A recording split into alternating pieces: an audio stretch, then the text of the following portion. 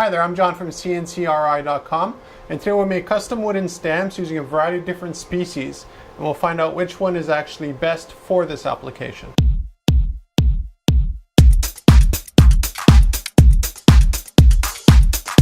Although you might know CNCKing.com for all the rubber stamps that I make here in the shop in the videos and the blog posts, here's an example of a wooden stamp. We actually do a lot of wooden ones as well. And something that comes up every once in a while is the customer says, well, what wood is best for making a stamp? Now, generally what's different is that you use wooden stamps with paint and other processes. You don't generally use a wooden stamp with ink. But for this test here, I wanted to actually find out for myself which one is best using ink. And the reason why generally you make a wooden stamp for paint and a rubber stamp for ink is because you want the additional depth that you can't really have in the adhesion as well with wood that you don't really get very well with rubber. So the first one we'll look at us laser engraving with our laser is this one here, and this one is maple.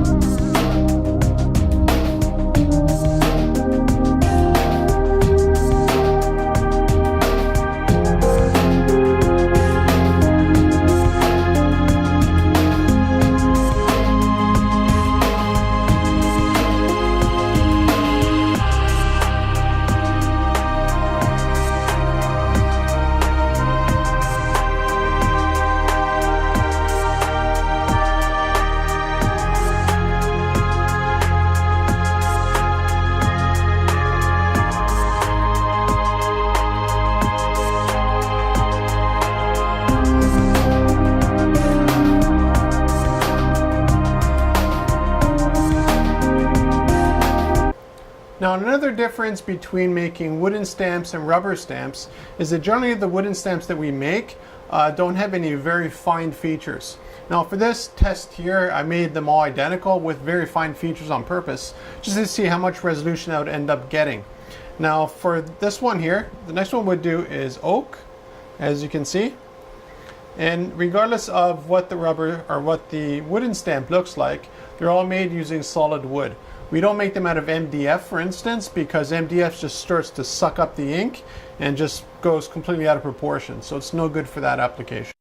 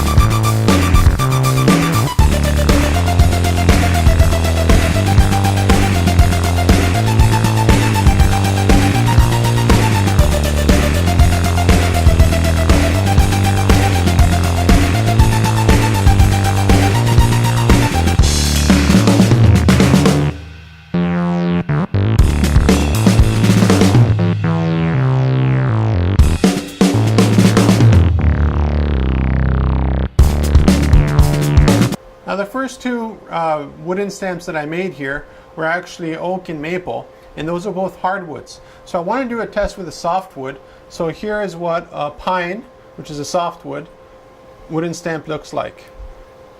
Now, another thing you'll notice across all these wooden stamps is that they're generally thick. There's no point making a wooden stamp. I'm so used to saying rubber stamp, but wooden stamp like this here, using 1/8 material, because basically you're digging into the stamp about 1/8, and it just gets too fragile, because you do have things to contend with real wood that you don't have with rubber, and one of them is grain and material density variation across the surface area.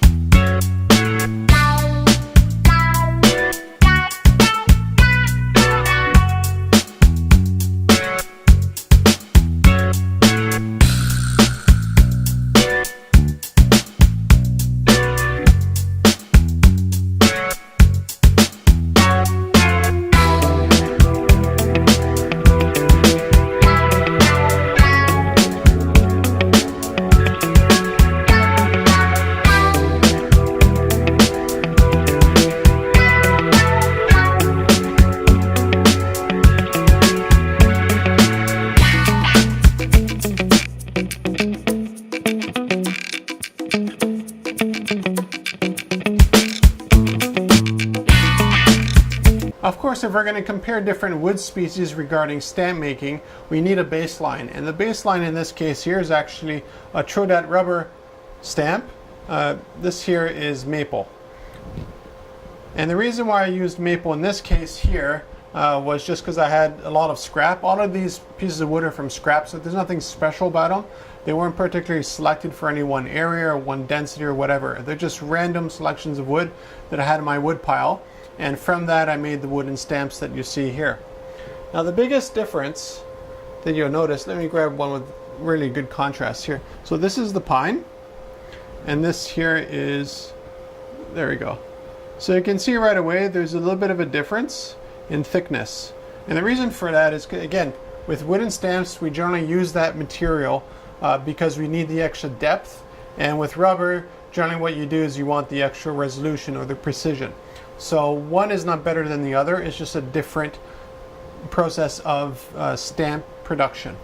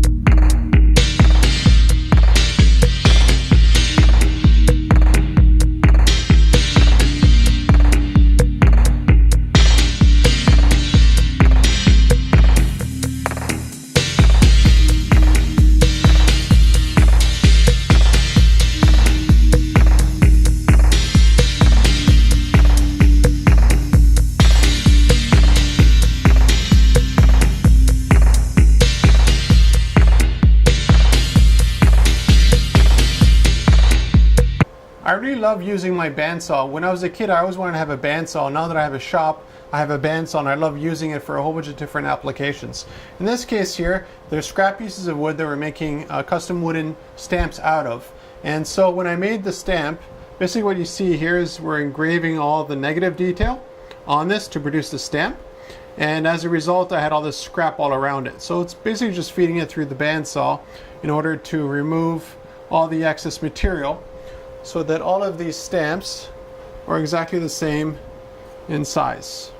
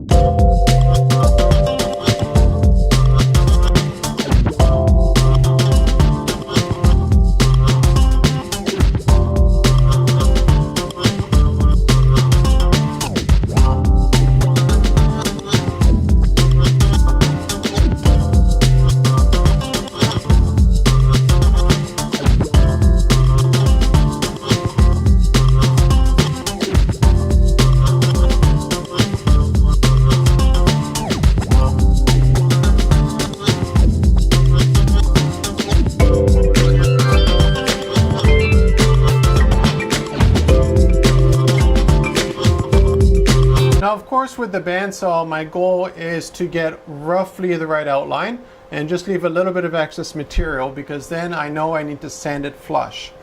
Now, something to keep in mind is when we're making wooden stamps, we don't just sand the edges, but we also sand the top, or where the rubber, or in this case here, wood actually is on the surface area. And the reason for that is because we want to make sure it's flat. When we're using real wood is never totally flat. So what it requires is a bit of a honing sort of process where you just rub it over and over again until you get the surface completely and totally flat. And that produces a better result, especially with wood, because you have wood grain and you have other, I guess, deficiencies, if you want to call it that, or density differences within the surface of the wood. So by honing it on light grit sandpaper, what you're doing is getting rid of that, and instead of peaks and valleys throughout the surface, which are almost unnoticeable, you just notice them when you actually use the stamp. We have a completely flush surface, which works great.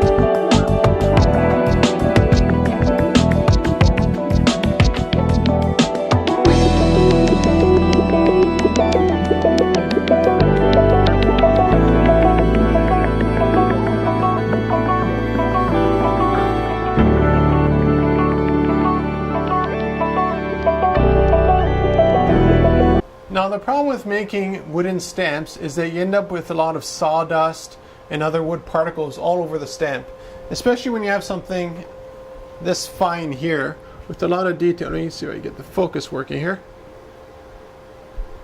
So there's a lot of extremely fine detail in the stamp, and all those little wood particles get stuck. So what I enjoy doing is just throwing 100 psi onto it and just blowing all that crap away, and it does a great job to just totally clean up the stamp. And I also do the same thing with the rubber. After we do a custom rubber stamp with our laser, which is behind me here, what I do is I clean it up and it's wet, and then you just put 100 psi on it and it just takes all the water off and gives you a nice clean finish.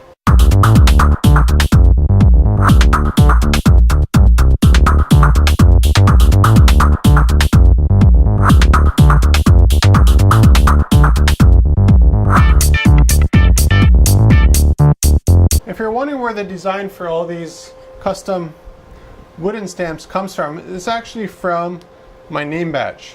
So all I did was scale it down, which is the wonders of vector images, and you get a completely precise stamp, as you can see here, from that. So it's exactly the same, just scaled down. Now of course it's time to test out. So after all the wooden stamps were made, and the rubber one as well as their proof, what we'll do now is I just grabbed an ink pad that I had laying around in the shop, and we're just going to test one at a time and find out which one actually comes out best.